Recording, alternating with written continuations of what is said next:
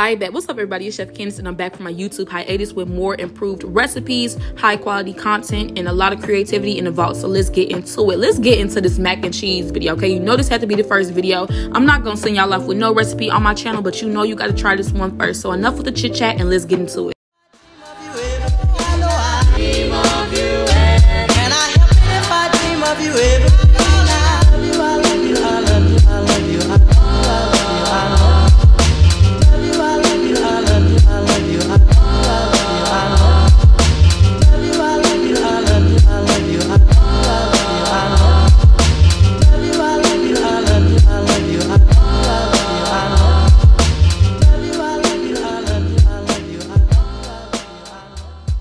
Okay, so first things first, you're gonna go ahead and boil your favorite brand of elbow macaroni noodles. I swear by Barilla. If you like, you can use shells or penne pasta, whatever you like to use in your macaroni and cheese, but I prefer to cook my elbow macaroni noodles to al dente according to the package instructions in just plain salted water. I do like a generous pinch of salt, bring it up to a boil and boil it to al dente, set that to the side, rinse it in some cold water in a colander and begin to work on shredding my cheeses.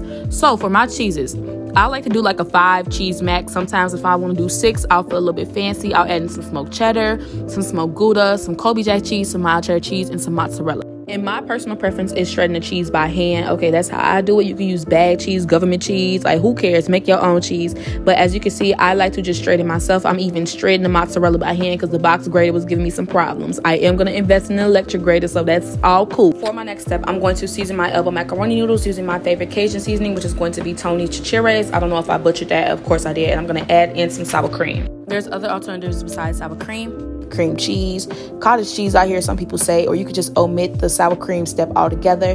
Also for the Tonys, if you don't want to use that, you can use Slap Your Mama or any all-purpose seasoning or salt and pepper that you like. Just stir that and taste it during this step.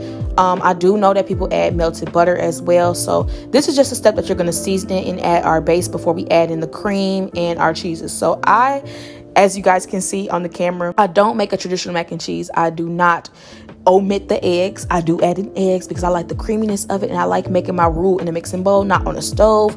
I just don't want to stand over no hot ass stove. I already got to put it in the oven and stuff and wait on it, so I'd rather wash less dishes and just do it like this.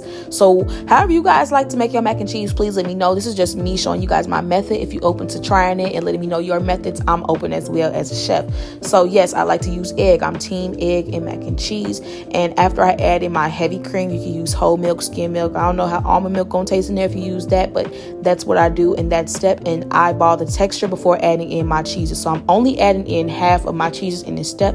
You can add more or less to this recipe depending on how creamy and cheesy you like your mac and cheese. So we're gonna go ahead and add in about half, and we're still gonna save a little bit extra to the side. So I would say I ain't good with fractions, y'all, but I'm just adding in about half, a little bit of half of the mixture, and we're gonna go ahead and still stir that in and go for this texture that I'm showing y'all right here before we layer it in a greased baking dish. You can grease it with butter, you can grease a cast iron, or just use some non-stick spray, some oil. It's up to you. You could just go ahead and take the high road and not grease it at all, but I need to grease it so it don't stick there and the pan is eating it instead of me. So I'm going to go ahead and lay down the first layer. So I'm going to do it in about thirds depending on your pan size. So I'm going to add in the first layer, smooth it out, and add a layer of cheese. I'm emphasizing the mozzarella in here, but adding in a good mixture of all of it.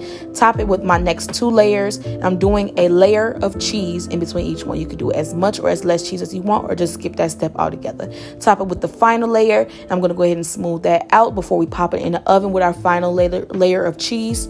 Child, I can't talk. And on top, I usually want to go for like a golden brown, like kind of orangish look, as you can see in the next clip. So I like to emphasize the Colby jack cheese in a mix of mozzarella as well, so we can get this nice yellow deliciousness. And you're going to see why it is imperative to add that mozzarella, baby. Add smoked mozzarella, add some government cheese mozzarella, baby. But look at that cheese pool, okay? Men lie, women lie, but that cheese pool on this $1 million mac and cheese do not lie either, baby, okay? This has been my go-to mac and cheese recipe for years, y'all, and if it ain't broke, don't fix it, okay? My friends, family, co-workers, literally everybody that I've given it to has been obsessed with it, so I will never send you guys off with a recipe on my Instagram, TikTok, or YouTube, I promise you. If you like this video, don't forget to subscribe, like, comment, and share this video around, and also let me know down below what you'd like to see me make next, because you know it's good because I made it. Stop playing.